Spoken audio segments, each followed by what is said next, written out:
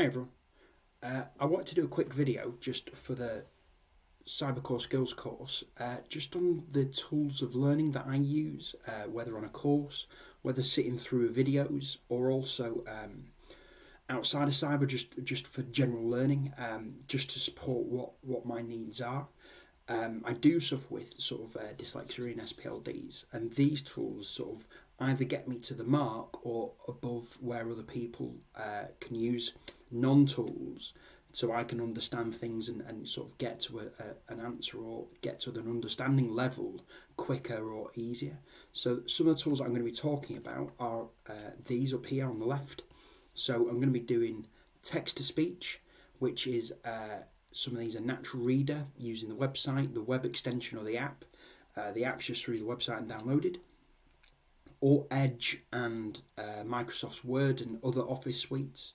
So the tools that we talk about within the Office suites you can utilise on Outlook or any other software as part of that. So text-to-speech is selecting text and being able to listen to it audibly.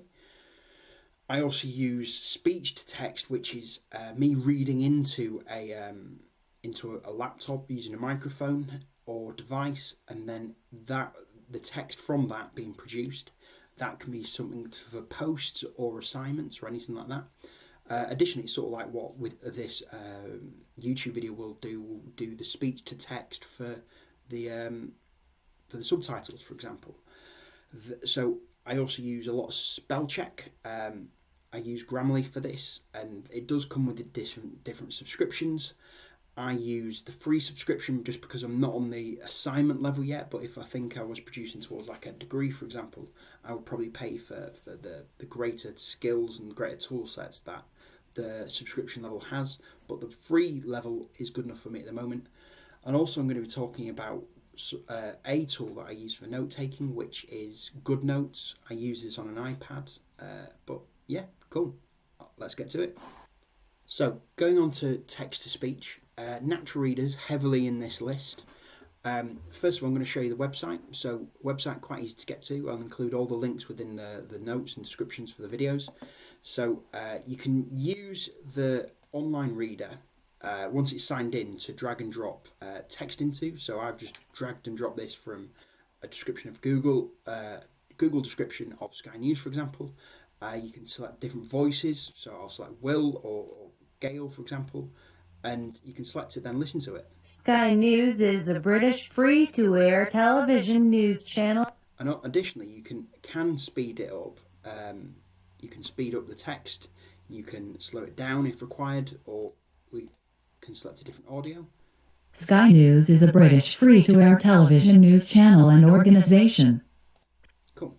And Natural Reader comes in different formats. So as well as the web, it comes in a web extension. So if I jump back on Google, I can select and listen to text straight from the browser. So this is utilising the web extension or a Chrome web extension. Sky News is a British free-to-air television news channel and organisation. Sky News is distributed via English. So my sort of favourite voice is that Karen voice, and you can listen to it straight from there. Next one is going to be the app, which I utilise on an Apple iPad, for example. I'll quickly show you that. So, for example, the Natural Reader app I use within my iPad. I've got it located in my learning folder, standard, and then it really supports me because I can either stick some headphones in or just throw a PDF book into it, and then it'll break it down into very much a reading and audio. Of audit combines an operational audit and a financial audit in order for the auditor to gain a complete understanding of the... Apart from text about audits, I can sort of select the next section straight into it.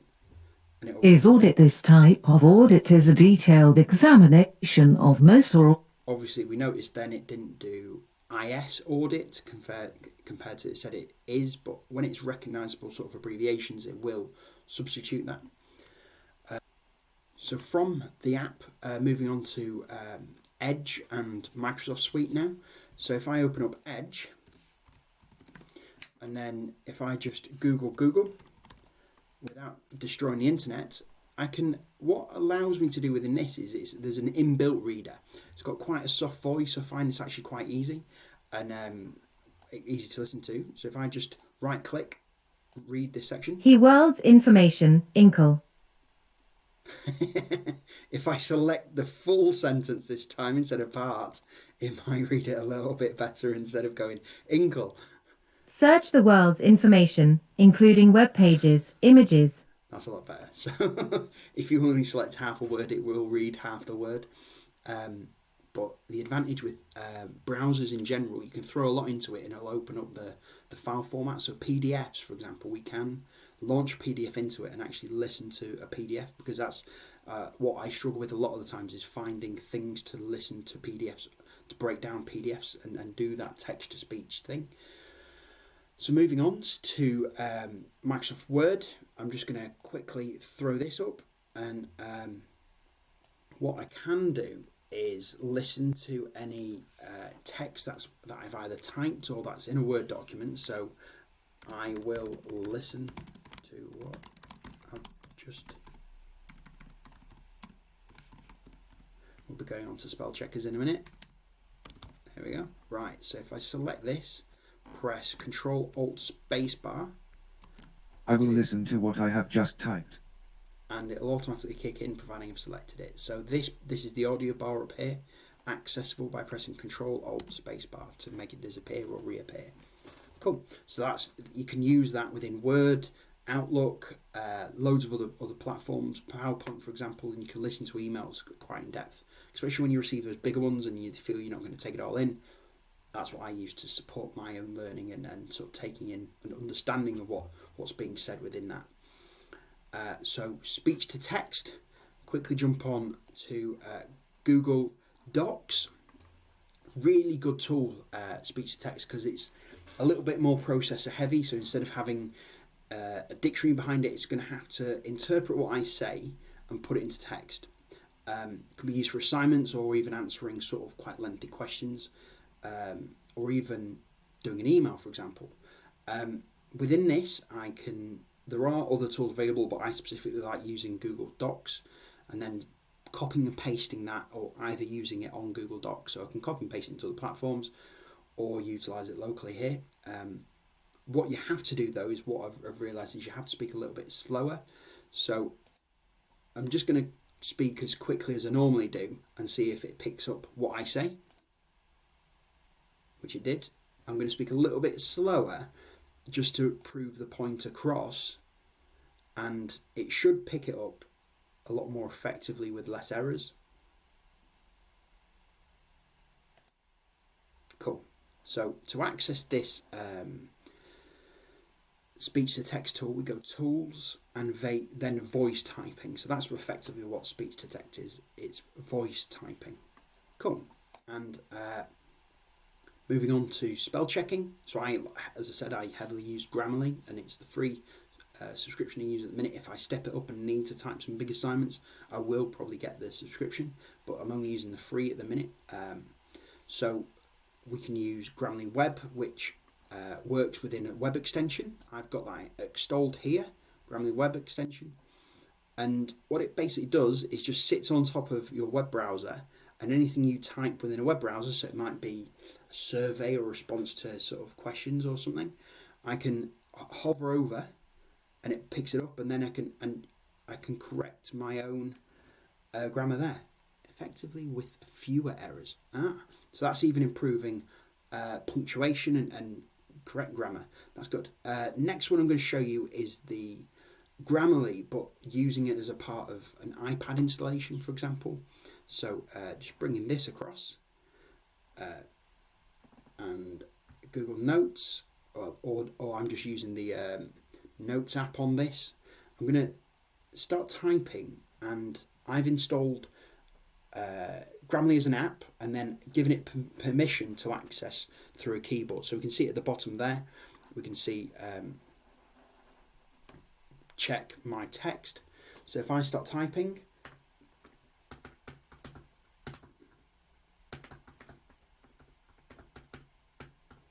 and I know I've made an error on purpose, so if I press checks my text, it should say what it's come up with. So typing, so I hit typing and it changes it there for me. Oh, it's not my spelling's definitely not my strong point either, but thank goodness for spell checking apps like that. So I've got it on my iPad, I've got it on web browsers. Next thing, we can have it built into our Office suite. So if I bring up Word and I type something wrong here, typing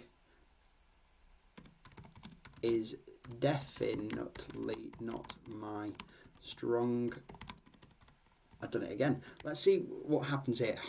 So giving Grammarly some time to think about it on Microsoft Word with Grammarly installed in the background. Doesn't have to be Grammarly on Office. You can get that as a separate installation, but if it's installed inherently on the machine, it will inspect it. So I can see there's double underline under that not with 3 T's. If I right click, it will be the inherent Microsoft Office spell check, but if I hover over, just leave it unclicking, it should be Grammarly. So that's Grammarly, just holding over and change. But if I right click, you've still got access there. So I'm just going to change it on there, and away we go. So there we've got spell checking. I'm just going to quickly listen to that just to make sure I've spelled it correctly. Control Alt Spacebar. Typing is not my strong point. Cool. Either spelling. So we've spoken about spell checking, speech to text, and text to speech. I will be putting all these links in the description just to make sure that these tools are accessible.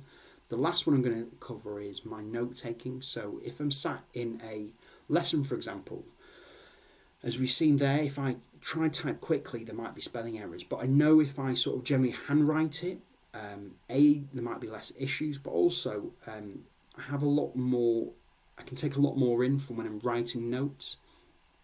And having a tool like GoodNotes will, it'll be muscle memory and processing of the brain to log it in more if I'm writing information down. I can take pictures with it, but also I can export my notes as a PDF.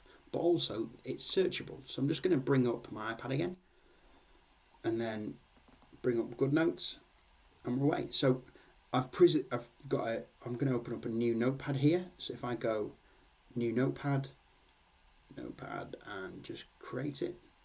So I've got a blank notepad. I use this sort of alongside an Apple Pencil. I didn't pay over the odds for anything. I sort of looked on eBay and purchased the cheapest I can. I use an iPad Pro, but 9.7 inch, which is like second generation and first iPad Pro or something. But it's significantly helped me work towards the certs that I've got. And especially when I'm sat in lessons. So what I'm going to do is quickly type a little bit or write. So I'm going to go, as you saw, Tom is, I'll do it. This is horrible writing, but it's quite nice to write on, but I've just done it at an angle and rushed it, so it's not the greatest. What is great is I can use this text and search for it.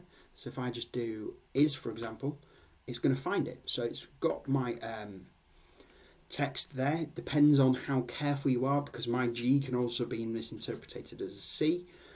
But that's basic tools. With that, I can export it and even send it for people. So what I've done previously is when people missed a day on the course, I can email you my notes. There are other note-taking tools like Google Keep or OneNote, which is really good, but I find that I can type in with this a little bit easier. So thanks for watching. I'll include all the links in the description. Let me know what you think.